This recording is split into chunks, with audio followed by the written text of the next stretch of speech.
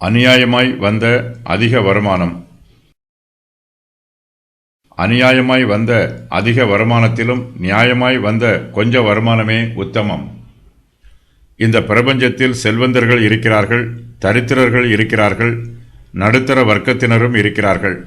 நம்மிடத்தில் உலக பிரகாரமான ஆஸ்தி கொஞ்சமாய் இருந்தாலும் அது நேர்மையான வழிகளில் சம்பாதிக்கப்பட்டதாய் இருக்க வேண்டும்.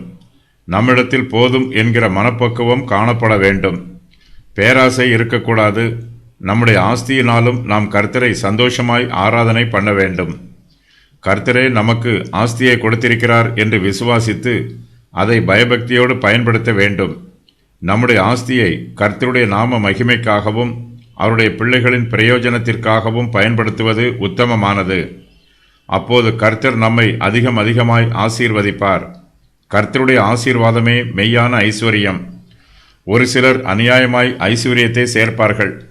அவர்களிடத்தில் அதிக வருமானம் இருக்கும், அவர்களுடைய ஆஸ்தி பெருகி இருக்கும்.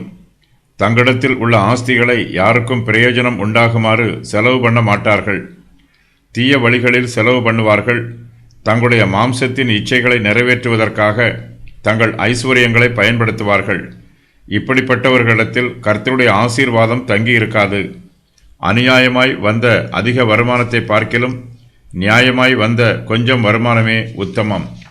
அநியாயமாய் ஆஸ்தியை சேர்த்தவர்களிடத்தில் மன நிம்மதி இருக்காது.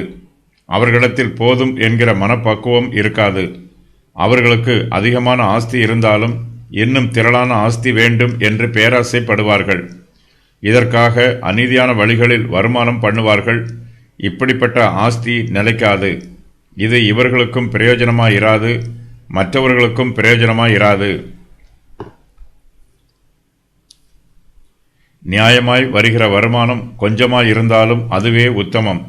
இப்படிப்பட்ட ஆஸ்தி மனதிற்கு சந்தோஷத்தையும் சமாதானத்தையும் ஆறுதலையும் திருப்தியையும் தரும்.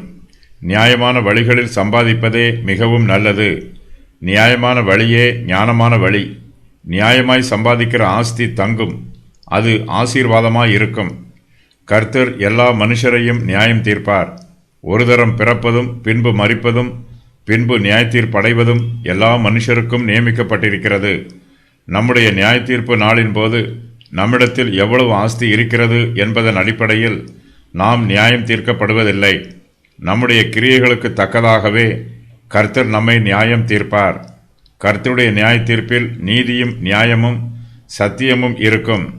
நாம் இப்பிரபஞ்சத்தில் ஜீவிக்கும் ஒவ்வொரு நாளிலும் மகா நாளின் நியாய தீர்ப்பை குறித்த கரிசனையோடு இருக்க வேண்டும்.